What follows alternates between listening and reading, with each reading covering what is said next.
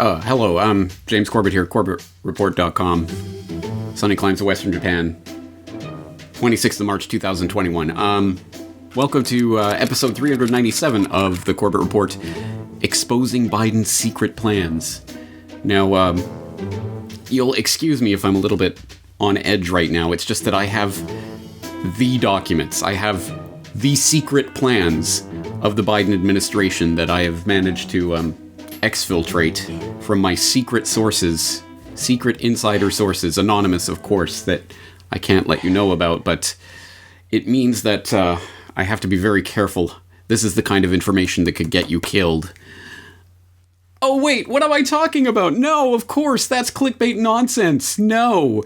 Secret plans, anonymous sources. Trust me, guys, I'll tell you the truth from my secret anonymous. No, that is not how the Corbett Report works. So, really, welcome to episode 397, Exposing Biden's Secret Plans, which, of course, I am not referring to some secret pilfered documents that are hidden behind 17 layers of classified secrecy. I'm talking about this March 2020 edition of Foreign Affairs, which my very well-informed hardcore Corbett Report viewers will already know by now, of course, is the official publication of the Council on Foreign Relations, and you will know all about the CFR and its relation to the American political system and its relationship to the RIIA mothership back in England and all of that.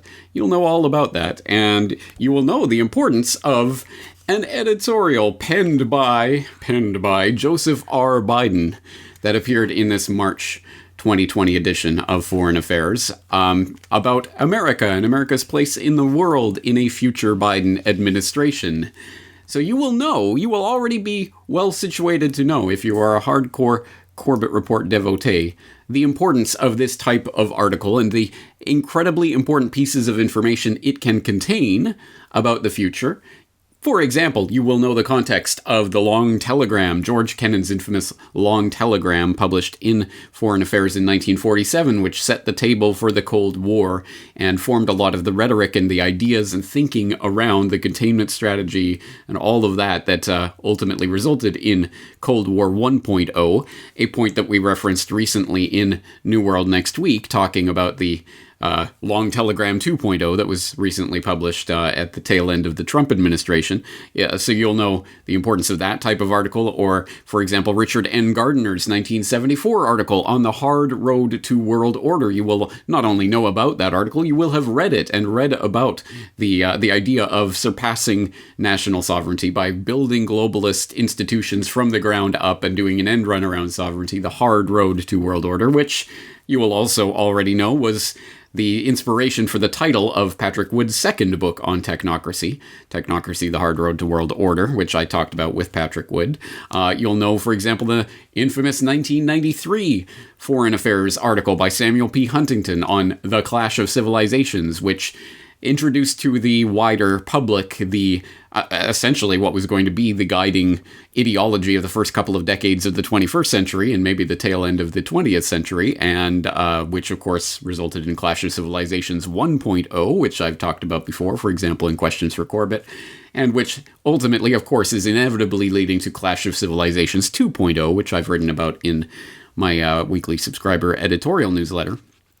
So yes, you can garner extremely important pieces of information about the globalist plans and where the globalists are seeking to take the world from this very publicly available document. But I know that there is a certain section of the crowd that is only interested in super secret, classified, anonymous source stuff that, oh, I have the inside information, trust me, guys, and it becomes an infotainment game, because unfortunately people have been programmed by Hollywood to expect that all of that kind of inside knowledge, 007 type shenanigans is what is the par for the course for a collection of valuable intelligence, but that is not the case, and in fact that is the founding ethos of the Corbett Report. Open source intelligence news has been the tagline of the website since the very beginning because, as I noted at the time and have continued to note ever since, the intelligence agencies get most of their actionable, valuable information from completely open sources. Back in the day, newspapers, radio broadcasts, TV broadcasts, etc.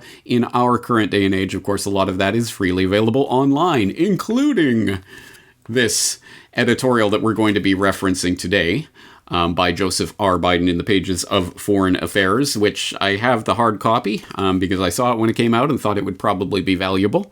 But if you don't happen to have a hard copy, don't worry. Please don't give your money or your clicks to the CFR. We will do an end run around the Foreign Affairs, the CFR website and Foreign Affairs online to archive.is, where you can skip over the paywall and you can read the whole article for free, and you don't have to give them any clicks. So obviously that will be linked up in the show notes for today. Yeah, now let me stop. Obviously, anyone who was only clicking on this because of the clickbaity, super secret inside knowledge stuff, well, it was nice knowing you. Please stop watching. I'm not joking. I'm not being facetious. I do not want that as part of my audience. Now, for everyone else who's left, you may have a reasonable objection to this, or at least a seeming performative contradiction that I'm performing here. But James, you dear informed Corbett Report listener, will say, weren't you just telling us about President Trump and that the fact that these shadows on the cave wall are just paraded out in front of the public to keep them distracted from the reality? And I would say, yes, absolutely. And I'm glad that you point that out. And I will counter by pointing out something that I've noted recently in one of my editorials that I wrote. Yes, President Trump, the shadows on the cave wall, but the shadows actually tell us something about physical objects in the real world that are being used to cast the shadows. So if we want to extend the metaphor that far, we will say that actually scrying the shadows for what the people who are actually manipulating the shadows are doing is important. To put it back in the context of the 3D chess game that I've been talking about recently, specifically in my editorials, I'll go back to the way that I opened my most recent subscriber editorial on China, the Quad, and the Next Great War, where I wrote, the stage is now being set for the next great war on the so-called grand chessboard. As anyone who's paying attention to global geopolitics in recent years will know by now, the US empire, the UK, the US, the UK, Israel, the Five Eyes allies, NATO, and their regional allies and vassals, etc., are preparing to square off against China and the axis of evil, China, Russia, Iran, North Korea, and any state that provides any resistance to the US empire, for global control in the 21st century. And, as readers of this column will be uniquely situated to understand, this entire conflict is part of a 3D chess game that is taking place over and above the regular 2D nation-state chessboard that we are being asked to fixate on. However, there is a 2D chess game going on, and it is part of the problem-reaction solution that the 3D chess players are using to bring about their agenda. So today, let's examine the latest moves on the grand chessboard and see what they reveal about the globalist plan for total control. And I will commend the rest of that editorial to your attention. I think it is one of the most pressing issues geopolitically going forward into the 2020s, and I'm pretty certain that's going to play out in a number of very important ways over the course of this decade. But is more specifically with regards to this article itself, I think it's important that we also situate this in that context. Yes, obviously, this is propaganda, and obviously it contains a lot of the mealy-mouthed political propaganda types of lies that are used to distract the public.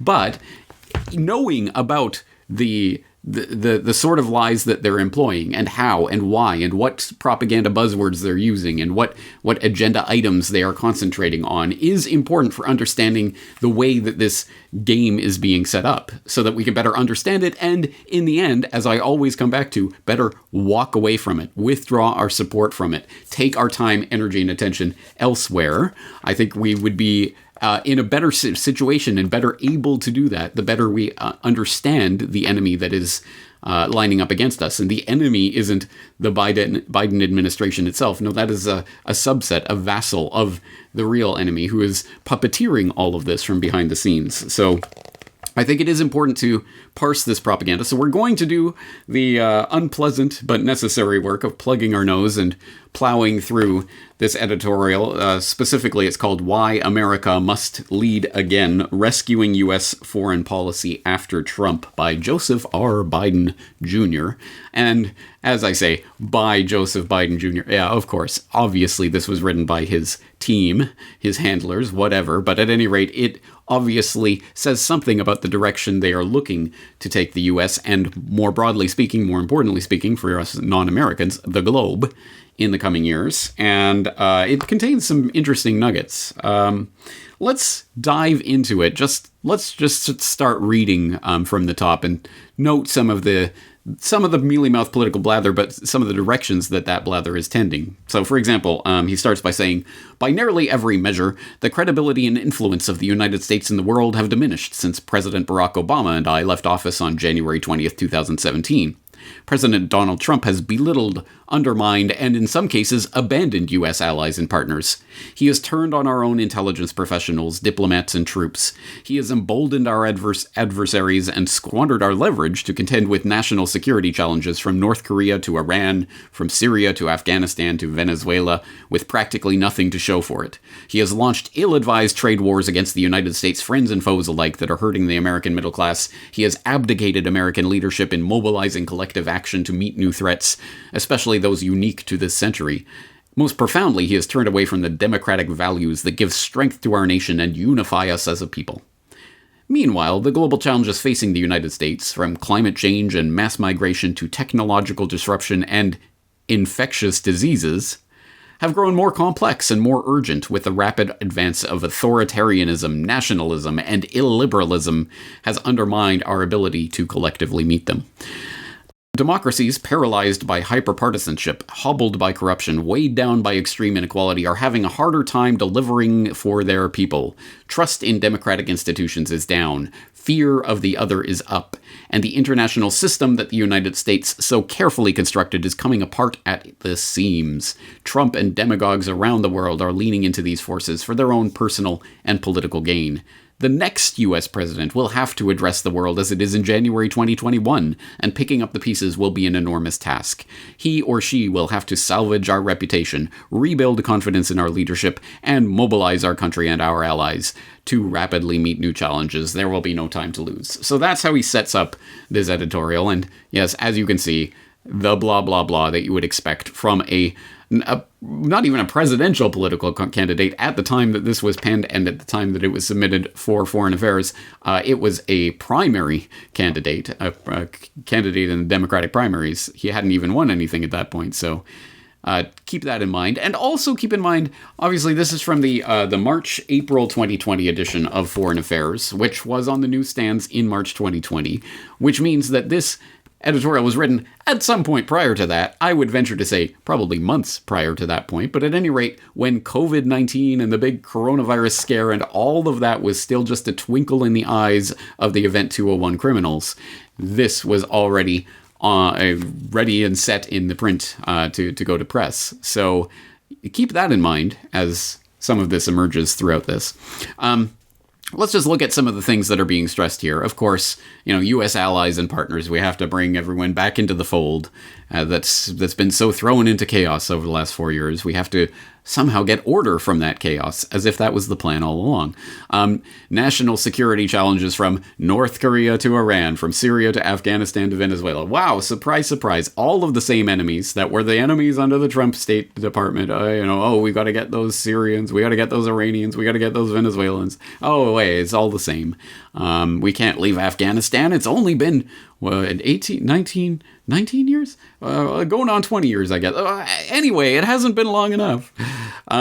Mobilizing collective action to meet new threats, aka, of course, we need to have big international alliances to work on these big problems, from climate change, of course, the trillion-dollar climate swindle, which isn't just a swindle, it is, of course, on a deeper level, also carbon eugenics that is tending towards technocratic tyranny. That is what is at base. If you do not understand that, please watch or rewatch Why Big Oil Conquered the World until you understand it.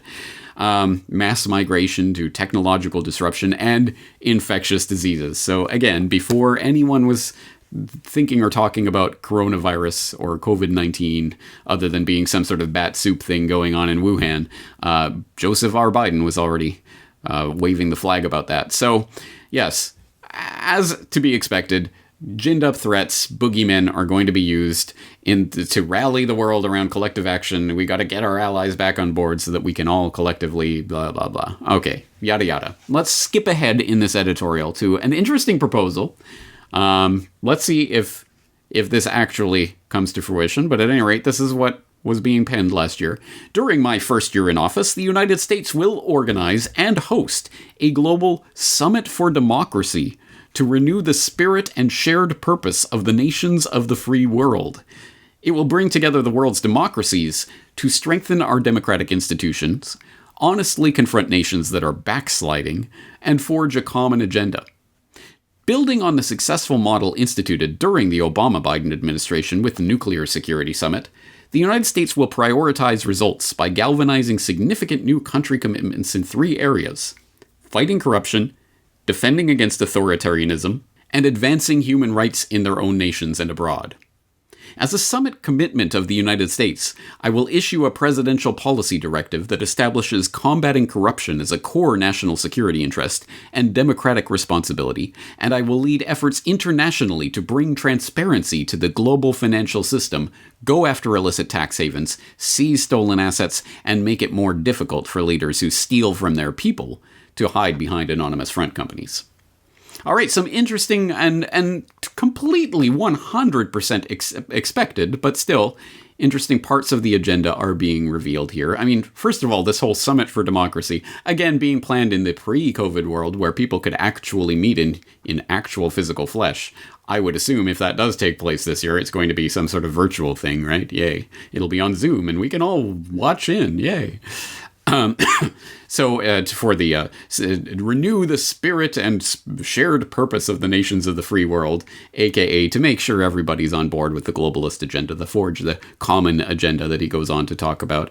And it's interesting, of course, talking about fighting corruption, defending against authoritarianism, advancing human rights in their own nations and abroad. We all know how to read that diploma speak by now. That, of course, means any nation that is in the crosshairs of the State Department or the NATO allies will suddenly be, you're doing this, we found this human rights violation over here, you're not treating these people over there fairly. And to be fair, most of the time, that's probably accurately true. But then again, of course, it also simultaneously means looking at nothing that any allied country is doing. No, what are you talking about? Human rights violations? That's only them, of course. So it's just rhetoric that is used as a weapon, as we all know. If you don't know about that, I might commend to your attention, for example, R2P, or How I Learned to Stop Worrying and Love the Wars of Aggression, something along those lines. It was a podcast episode I did many years ago about using, of course, humanitarian intervention to save the poor people of Libya as the weapon that it is, just as a convenient tool to get your foot in the door, militarily speaking, in a foreign country. And of course, as we have all seen, for example, in Libya, once the place goes to complete rot, everything falls apart, everything starts devolving, there's open-air slave markets, etc. Who cares? That was yesterday's news. Gaddafi was the evil tyrant. He was the new Hitler, and we got rid of him. Therefore, the story ends happily. And who cares what happens after that point? Because it was never about humanitarian intervention. Again, I know you know that, but we have to explicitly point that out when we see it. Another interesting part of this that is mentioned here specifically, I will lead efforts to bring transparency to the global financial system. Oh, great. Who doesn't like transparency? There's no possible ulterior motive or agenda that could possibly be at play there, right, guys? Haha. Yes, of course, translation, that is talking about a global financial system, which I have identified in a lot of work I've done over the years on the global tax grid. So type global tax grid into my search bar. You will find a lot of search results on that topic, the most recent of which may be my editorial on the global government is preparing a global tax regime, which goes into some depth about the types of organizations that are involved in this, the types of documents that they've already been working on for years, quietly behind the scenes, ones that were being forwarded at that time in 2019, and that are still continuing to be worked on. And if you need evidence for that, well, wouldn't you know it, newly minted Secretary Treasury under the Biden administration, the former Fed chair herself, Janet, there will never be another recession in my lifetime, Yellen, has gone on record to explicitly state that this is exactly what the U.S. now, in the Biden administration, is working with the OECD and presumably all the other globalist institutions on constructing the building blocks and cornerstones of what is the global tax grid. He's been clear about the tax proposals that he would consider. One of those would be an increase in the corporate income tax rate back to 28%, coupled with reform of the GILTI to reduce the incentives of American companies to move their activities abroad to offshore activities. And we're actively engaged in OECD negotiations that would make it possible to do that without negatively impacting the competitive positions of American businesses. We've had a global race to the bottom in corporate taxation, and we hope to put an end to that. And in that context, to collect more than the 1% of GDP corporate tax revenue that we now collect, which is very low and among the lowest of developed countries. Aw, did you hear that? Old Yellen is looking after us after all. I mean, she cares so much about the little guys. She's going after the big corporate tax cheats. That's who this global financial surveillance architecture is aimed at. It's aimed at the big corporations, the mega multi-billion-dollar multinational companies that have long since bought and paid for any politician of any worth. That's who they're going to go after, guys. You can trust Yellen. Has she ever lied to you? Of course not. That's what it's about. And it's like everything else being sold to the public as a warm, woolly thing. Of course, everyone wants to go after these big corporate mega billionaires. Oh, but by the way, yeah, I mean, you'll get caught up in the tax grid too, but don't worry too much about that.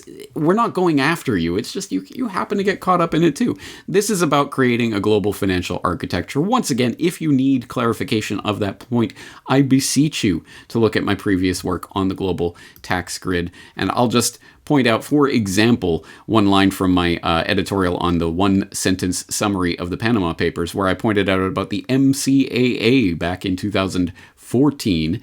I wrote, another interesting connection reveals itself in an almost completely unknown treaty that was signed in 2014, reported on in only the most obscure corners of the internet. The Multilateral Competent Authority Agreement was signed by 51 countries at the Global Forum on Transparency and Exchange of Information for Tax Purposes in Berlin in October 2014. The MCAA sets out standards for sharing tax information between signatory countries and the types of data to be shared, including account balances, interest, dividends, and sales proceeds from financial assets, not just from corporations, trusts, and foundations, but from any individuals holding assets in any signatory nation. And at the time, as I say, there were 51 that signed the agreement when it was first formed. As I go on to report, it was subsequently signed by 80 countries. That was in 2016. It's now 2021. I have not checked the latest list. I'm sure it's more than that. But at any rate, yes, a large portion of the globe is now signed up to this tax and financial account sharing agreement that you didn't even know existed 2 seconds ago because no one's told you about it, but it exists. It is out there. This entire architecture has been it is quietly and consistently being laid for the past 10 years, if not more, through these types of agreements, through these bodies that you've never heard of that are meeting all over the place, completely out in the open. Nothing secretive or classified about it. It's just no one's told to even look there. So who would even know this exists except readers of the Corbett Report? And yes, this is about the creation of the architecture that is going to be tied into the central bank digital currencies that I've been talking about here to create the perfect financial surveillance society, the global financial surveillance where literally no one will be able to go anywhere or do anything outside of the purview of their central bank and its willingness or unwillingness to allow you to participate in the economy. The entire global tax grid is part of the ultimate financial control over the planet, which is really the capstone of the pyramid of the global New World Order jet set. So yes, and surprise, surprise, Biden was talking about it, and of course in the fluffy, wonderful globalist terms that they always employ here. Oh, it's just about financial insight and transparency. Who doesn't like transparency? But of course, it's code for a much deeper agenda that goes much further. Please see the voluminous show notes for more details on that. But let's move on back towards what Biden, quote unquote, was writing in March of last year. He wrote, the Summit for Democracy will also include civil society organizations from around the world that stand on the front lines in defense of democracy. And the summit members will issue a call to action for the private sector, including technology companies and social media giants, which must recognize their responsibilities and overwhelming interest in preserving democratic societies and protecting free speech. Ooh, free speech. At the same time, free speech cannot serve as a license for technology and social media companies to facilitate the spread of malicious lies. Those companies must act to ensure that their tools and platforms are not empowering the surveillance state, gutting privacy, facilitating repression in China and elsewhere, spreading hate and misinformation, spurring people to violence, or remaining susceptible to other misuse. We'll come up with other excuses in the future. So, translation for anyone who needs it. Yeah, don't worry. To all of those people who've been screaming, oh, won't someone come in and save us from big tech? I know, the government. The government will come in and regulate them. I mean, these big tech companies are basically the government anyway. They get all these government subsidies and programs, and they're working with the government behind the scenes. They practically are the government, so the government should just regulate them. And Biden says, okay, yay, exactly, precisely as I was talking about a couple of years ago now, warning people, this is where it's going. This is what you're going to get when you're asking, please, won't someone step in and regulate the internet? Don't worry, the Biden administration is already on it. And if you need further elaboration on that point, I will point you in the direction of newly appointed National Economic Council member for the Biden administration, Timothy Wu, who has this to say about free speech and the First Amendment. We are experiencing efforts to censor and control speech in the United States and to manipulate elections for which our traditional apparatus, the free speech, the First Amendment, is not well prepared. And I think one danger for us, and it goes back again to how just great the core of the First Amendment is that because sometimes if you think you have something figured out, it gets in the way of thinking about how you might have to change it. Right? We have this wonderful tradition and the finest and best kind of ideals of America expressed in the First Amendment. The idea that maybe it's not meeting our challenges is hard to stomach. Yes, that is Biden appointee Timothy Wu asking and answering the question, is the First Amendment obsolete, at the Aspen Institute a couple of years ago? And spoiler for anyone who's curious, his answer is that yes, it is obsolete. And you can find out more about that by reading his 2017 article under the same name and talking about the same subject that caused quite a controversy and stir when he published it. And yes, now he's part of the Biden administration. Oh, yay. Let's bring back some version of government control over the internet. Don't worry, guys. I don't want the fairness doctrine on the internet per se, just something that looks and acts and functions like the fairness doctrine. And by fairness doctrine, of course, we mean the unfairness doctrine, that the government will let you know what viewpoints are allowed, what viewpoints aren't allowed, what viewpoints have to be balanced by whatever other viewpoints. And if you want to talk about something that's not on the acceptable playing field at all, oh dear. So yes, we can look forward to more moves along that direction in the coming years, to the surprise of absolutely no one. But back to Biden, and continuing on with this secret document. Just in case you didn't get the point about the continuity of agenda with regards to the China boogeyman between the Trump State Department and the Biden State Department, don't worry, Joseph R. Biden has this to say. The most effective way to meet the challenge of China is to build a united front of U.S. allies and partners to confront China's abusive behaviors and human rights violations, even as we seek to cooperate with Beijing on issues where our interests converge, such as climate change, non-proliferation, and global health security. On its own, the United States represents about a quarter of global GDP. When we join together with fellow democracies, our strength more than doubles. China can't afford to ignore more than half the global economy. That gives us substantial leverage to shape the rules of the road on everything from the environment to labor, trade, technology, and transparency, so they continue to reflect democratic interests and values. One wonders what democratic interests and values Biden is looking to help shape in when we're talking about labor, trade, technology, and transparency. and environment, of course. But of course, in a paragraph like this one, it's quite obvious what is going on. We are seeing the stick confront you about human rights and violations and abusive behaviors, and the carrot. Oh, well, you can participate with all of us other freedom-loving democracies and half of the global economy if you cooperate with us on the places where our interests converge, like, of course, say it with me, climate change, non-proliferation, and global health security. Global health security. Where have I heard that before? Oh yeah, biosecurity. Oh yes, the biosecurity age that we have entered in the year 2020. Slightly after these words were published is when that began in earnest. Keep that in mind. This was all penned before the COVID-19 hysteria broke out.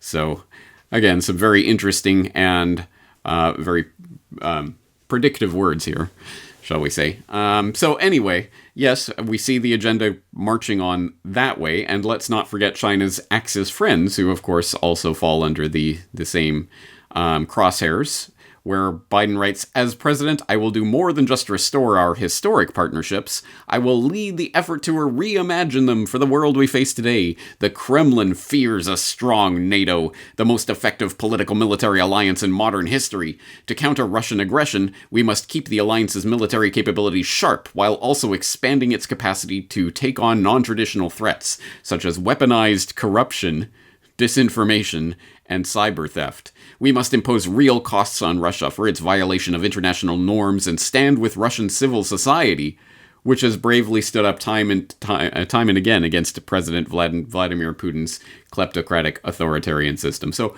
what does all of that mean? Again, this is quite obvious to people, for example, who took me up on my exhortation yesterday on New World Next Week to read that Grey Zone article about the British government and its covert operations with erstwhile independent media organizations to train Russian civil society members and members of the anti-Russian government media, etc., on how to more effectively undermine the Russian government. But it's all in the interest of ethics and journalism or something, right, guys? Something like that. Whatever. We'll get Reuters to fact-check that for you. But yeah, those are the types of operations that, in addition to the military alliances like NATO, can be used to flex the muscles and to demonstrate the strength of the American allies, blah, blah, blah, towards their, the only thing they care about is transparency, love, peace, harmony, of course. Of course, guys, what else could this possibly be about? And, in fact, talking about the Kremlin fearing the strong NATO, ooh, wow, he talks such a tough game, wow, he's a strong leader. We can see another continuity of agenda that I also pointed out in my previously mentioned editorial on China, the Quad, and the Next Great War, talking about the Quad. What is the Quad? The Quadrilateral Security Dialogue, which was really beefed up under the Trump administration, specifically as Mike "We Lie, We Cheat, We Steal" Pompeo called for last fall. He was calling for the Quad, the Japanese, U.S., Australian, Indian alliance to conquer the Indo-Pacific, not the Asia-Pacific, the Indo-Pacific. Pompeo was calling for that to become the Asian NATO, and lo and behold, fast forward a few months and some sort of selection sideshow circus later, and you have Biden calling for the leaders summit of the Quad and talking about how they're going to contain China and all of this. It's the same agenda marching forward in the same way. But anyway, we need to document that to show people that they are watching the shadows on the cave wall and what those shadows are predicting for the future. So, back to Biden's article. Did I mention climate change? I will rejoin the Paris Climate Agreement on day one of a Biden administration and then convene a summit of the world's major carbon emitters, rallying nations to raise their ambitions and push progress further and faster. We will lock in enforceable commitments that will reduce emissions in global shipping and aviation, and we will pursue strong measures to make sure other nations can't undercut the United States economically as we meet our own commitments. That includes insisting that China, the world's largest emitter of carbon, stop subsidizing coal exports and outsourcing pollution to other countries by financing billions of dollars worth of dirty fossil fuel energy projects through its Belt and Road Initiative. So, yeah, let's read between the lines here. And what is he really saying at the bottom of all of this? Oh, that's right. It's about the Belt and Road Initiative and trying to derail that. I mean, how dare you put together some sort of economic and trading idea, trying to create some sort of new trading corridor and different agreements, bilateral trading agreements. No. You have to stop that because you're hurting the earth. With your economic development, our economic development is great, but yours is hurting the earth, so we will put pressure on you. And it's about the earth. It's about saving the earth. Did I tell everyone it's about saving the earth? I'm such a great person. And then, of course, who could forget 5G? Well, even Joseph R. Biden can't forget 5G, as he goes on to say. When it comes to technologies of the future, such as 5G and artificial intelligence, other nations are devoting national resources to dominating their development and determining how they are used. The United States needs to do more to ensure that these technologies are used to promote greater democracy and shared prosperity, not to curb freedom and opportunity at home and abroad. For example, a Biden administration will join together with the United States' Democratic allies to develop secure, private sector-led 5G networks that do not leave any community, rural or low-income, behind. Yay! He's not going to leave anyone behind in the deployment of 5G microwave military weapon technology that they're deploying on the public now. Yay! Woo. But wait, hold on. Where have I heard this kind of rhetoric before? I want to thank you all for being here to discuss a critical issue for our country's future, winning the race to be the world's leading provider of 5G cellular communications networks. The race to 5G is a race America must win, and it's a race, frankly, that our great companies are now involved in. We've given them the incentive they need. It's a race that we will win.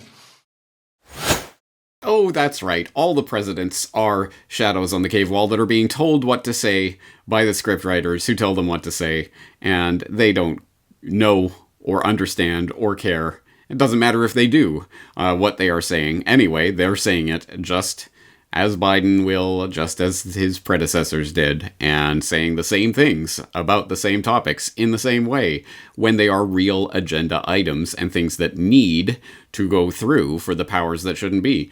Lo and behold, the president, whether it's Team Coke or Team Pepsi, will be promoting it. 5G, absolutely no different. Don't expect anything different there. So finally today, in order to take us home, we got some more mealy-mouthed bladder to end out this little peon to the wonderful regime that Biden is seeking to bring in. He writes, "Prepared to lead. Putin wants to tell himself and anyone else he can dupe into believing him that the liberal idea is obsolete, but he does so because he is afraid of its power. No army on earth can match the way the electric idea of liberty passes freely from person to person, jumps borders, transcends languages and cultures, and supercharges communities of ordinary citizens into activists and organizers and change agents. We must once more harness that power and rally the free world to meet the challenges facing the world today. It falls to the United States to lead the way. No other nation has that capacity. No other nation is built on that idea. We have to champion liberty and democracy, reclaim our credibility, and look with unrelenting optimism and determinism toward our future, always spinning towards freedom." All right. Yay. Okay. What a wonderful way to wrap things up. And of course, we all know Putin is always saying the liberal idea is obsolete. Do you have a quotation on that? Can you provide a source for that? Anyway, whatever. Who cares? We all know Putin, boo. Biden, yay! And that's about the level of propaganda that's being put out here. And make no mistake, of course, this is propaganda, but this is propaganda of a slightly higher order than the propaganda that's meant for the rubes, the masses of asses who watch the late night TV news or read a newspaper? Does anyone do that anymore? Well, anyway, the people who listen to the talking heads for their information, they get the bottom level, the slop that you put in the trough for the pigs to feed on. This is slightly better. This is for the more, the sort of higher level barnyard animals, the horses and what have you, that have to do some real labor. You feed them slightly better to keep them in better shape. You give them slightly better propaganda that at least gives them a little more substance as to the agenda that needs to be pushed. And they'll hit on all the buttons of all the key issues. And of course, it is still propaganda, and it's meant to make people, in this case, the people in the orbit of the Council on Foreign Relations, go along with the agenda that they are being told to go along with in the exact fashion that, as I've pointed out several times recently, J. Edward Griffin was referring to in the Quigley formula, rings within rings. Yes, there are the people in the inner part of the clique that are setting the agenda. Then there is the propaganda for the outer layers of that clique, so that they know sort of the general trend of where this agenda is going. And then there's the slop that's given to the masses that's just, here guys, here's what you need to know. So let's recap what we've learned from this particular piece of propaganda. Rah-rah USA and all our partners.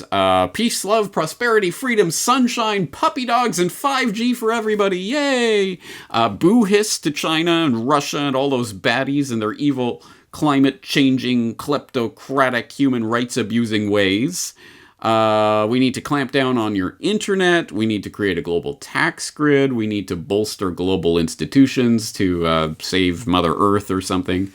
Did I miss anything? I think that's kind of the gist of what we were able to glean from that. But of course, we could go on and continue to scry the tea leaves of the super secret documents and super secret appointments that Biden has made in his super secret move towards the globalist agenda that's completely out in the open conspiracy.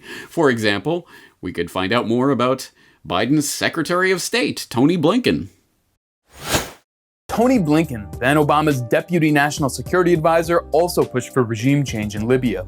He became Obama's point man on Syria, pushing to arm the so-called moderate rebels that fought alongside al-Qaeda and ISIS, and designed the Red Line strategy to trigger a full-on U.S. intervention. Syria, he told the public, wasn't anything like the other wars the U.S. had been waging for more than a decade. We are doing this in a very different way than in the past. We're not sending in hundreds of thousands of American troops. We're not spending trillions of American dollars. We're being smart about this. This is a sustainable way to get at the terrorists, and it's also a more effective way. This is not open-ended. This is not boots on the ground. This is not Iraq. It's not Afghanistan. It's not even Libya. And the more people understand that, the more they'll understand the need for us to take this limited but effective action. Despite Blinken's promises that it would be a short affair, the war on Syria is now in its 9th year. An estimated 500,000 people have been killed as a result, and the country is facing a famine, largely thanks to the policy of using wheat to apply pressure, a recommendation of Flournoy and Blinken's CNAS think tank. When the Trump administration launched airstrikes on Syria based on mere accusations of a chemical attack, Tony Blinken praised the bombing, claiming Assad had used the weapon of mass destruction sarin. Yet there was no evidence for this claim, something then even Secretary of Defense James Mattis admitted. I cannot tell you that we had evidence, even though we certainly had a lot of media and social media indicators that either chlorine or sarin were used.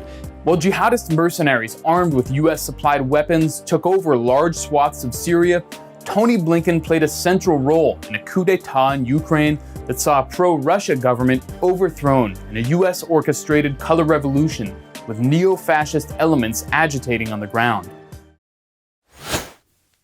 Okay, yeah, seems about right. Well, how about Biden's pick for Secretary of Defense, Lloyd J. Austin III, who, as we saw back in episode 395, President Trump, is currently overseeing the stand-down of the U.S. military to check the ranks for wrongthink.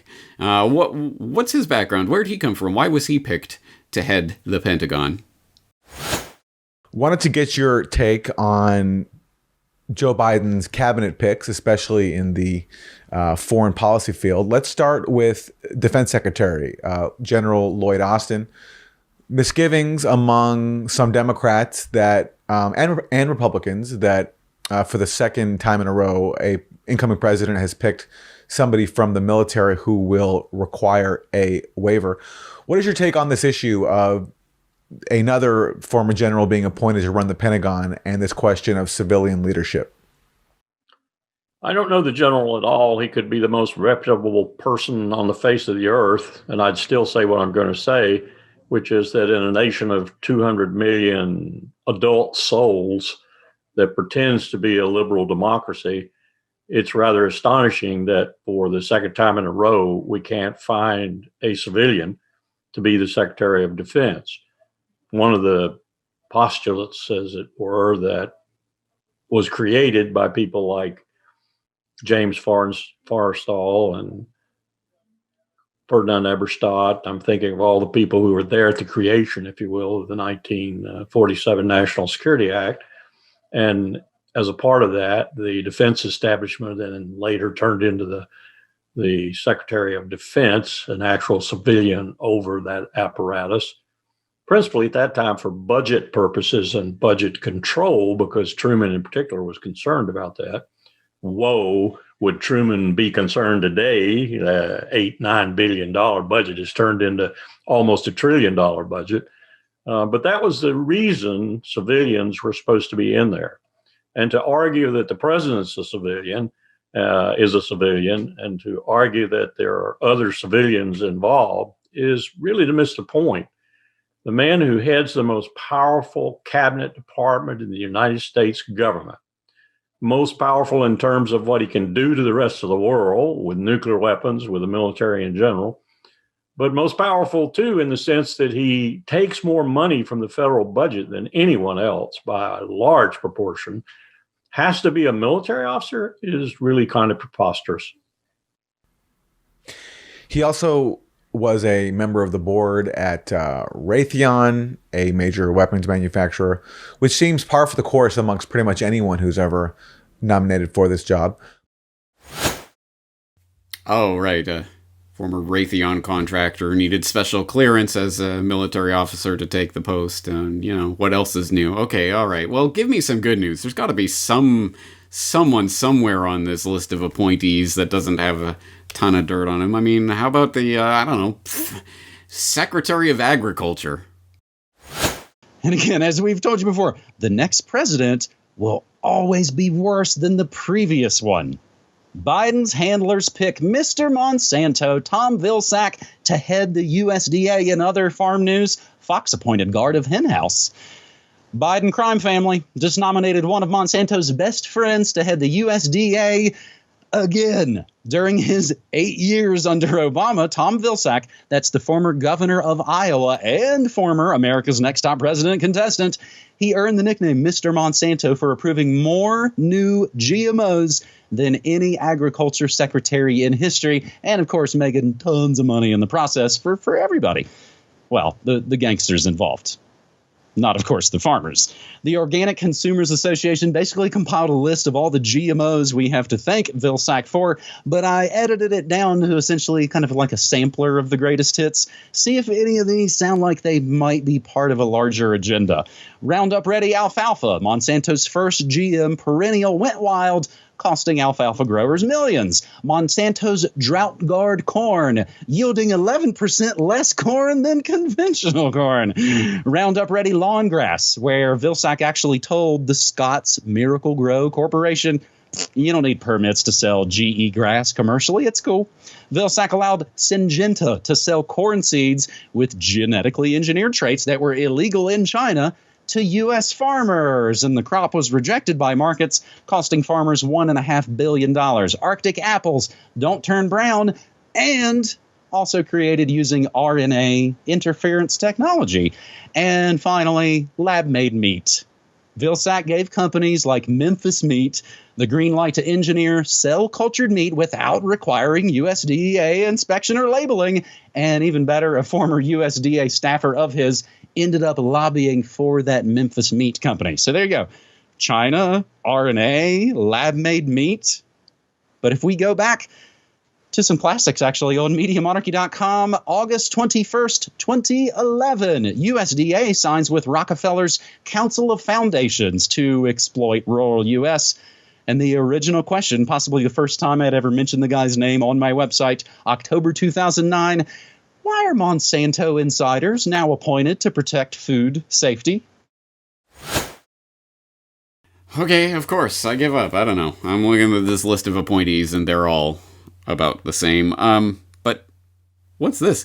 U.S. Special Presidential Envoy for Climate. What on earth is... Oh, okay, so this is some completely new thing made up for the Biden administration. Yay, now we have a special presidential envoy for climate who's going to go around the world crusading for Mother Earth. That's what it's about, guys. That's what it's about. Who is this? Oh, John Kerry. I I think I'm familiar with John Kerry. Well, I wonder what he'd have to say if you tried to ask him about his plans for his time in office. Also, were you a member of Skull and Bones in college and Bush? Were you in the same secret society as Bush? Were you in Skull and Bones? Thank you for cutting my mic. Thank you. Are you going to arrest me? Excuse me. Excuse me. What are you arresting me for? Whoa, whoa, whoa, whoa. Is anybody watching this? I'm not doing this. I want to see you. Get off me. Get off me. What the fuck are you doing? Get off me. Hey, what are you doing? What are you doing? What is going on? What is going on? I want to stand and listen to the answer to my question. Why are you arresting me for asking for help? Help! Help! Are you kidding? They're arresting me. What do I help? I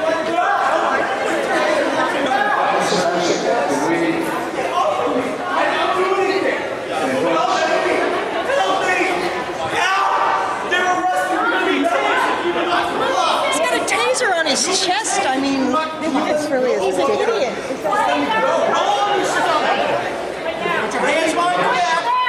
I think if everybody just this situation would happen. You don't have an option. Let me just stand up. I'll answer this question. And, unfortunately, he's not available to come up here and swear me in as president. Why are they arresting me? Did someone do something here? Let me just I'm being arrested. Because it's a very important question. What did I do? Get off me. You know what? Get off me.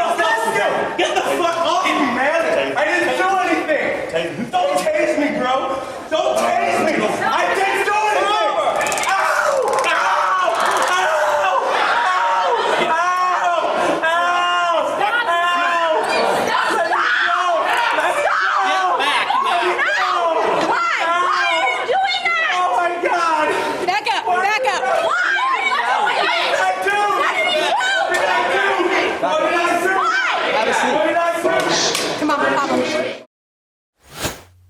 Ow!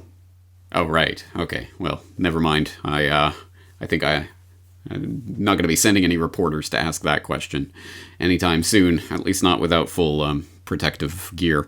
All right. Well, once again, this is no surprise, or it should be no surprise to absolutely anyone. You don't need to be a crystal ball gazer to predict the future of these types of administrations, because the changeover in administration means essentially pretty much as close to nothing as you can possibly get.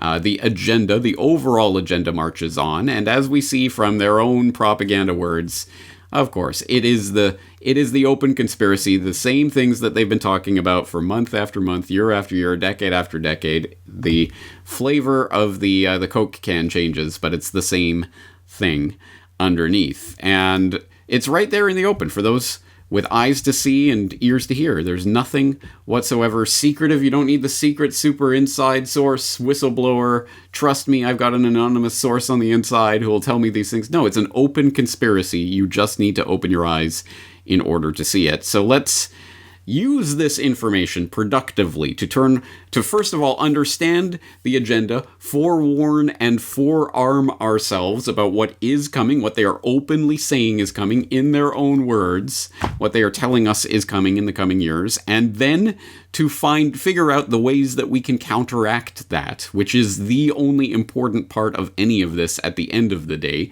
Yes, that's the shadows on the cave wall. That's where they're trying to take the whole shadow play. That is where they're trying to steer the public. Now, let's create the system that we want. Let's turn our time, attention, energy away from all of that and towards what we want, and withdraw ourselves from that system and everywhere that they're trying to steer that system. And here's a hint for you, if you want to know if you're doing this correctly. If you're already starting to think about the 2022 midterms or the 2024 presidential selection circus, you are doing it wrong. If you want to do it right, type Solutions Watch into the search bar of CorbettReport.com, or better yet, subscribe to the Solutions Watch RSS feed, or subscribe to my email list, or whatever. At any rate, follow Solutions Watch for things we can actually be doing to prevent or to derail or to undermine or to completely ignore what is happening in the Shadow Play universe. And we will continue marching forward together. Again, don't expect a lot of coverage on the Corbett Report of these types of political shenanigans in the future. I am simply laying out in this time when there are people out there who are freshly come from the voter box and made their little check and thought things were going to change. Oh my God, maybe things won't change. Oh, maybe it's not part of that agenda. This is the time to shake people out of that tree and get them on board with reality. And I will just note, parenthetically, that it was actually in the recording of this podcast that I noticed that this Foreign Affairs magazine was brought to you by the auspices of their advertisers. Like who? Who could possibly be advertising in Foreign Affairs? Oh, that's right. Literally, the Central Intelligence Agency literally has a little recruiting ad on the back of Foreign Affairs, which should tell you a great deal about where this information is coming from and who it is aimed at. But yeah, if you want to join the CIA, guys, make sure you read your copy of Foreign Affairs, get your download of higher order propaganda so that you know what the agenda is, and then sign up so you can serve your country. Woo! It's just, you can't make this stuff up. Anyway, that's going to do it for today. James Corbett of CorbettReport.com. Looking forward to talking to you again in the near future.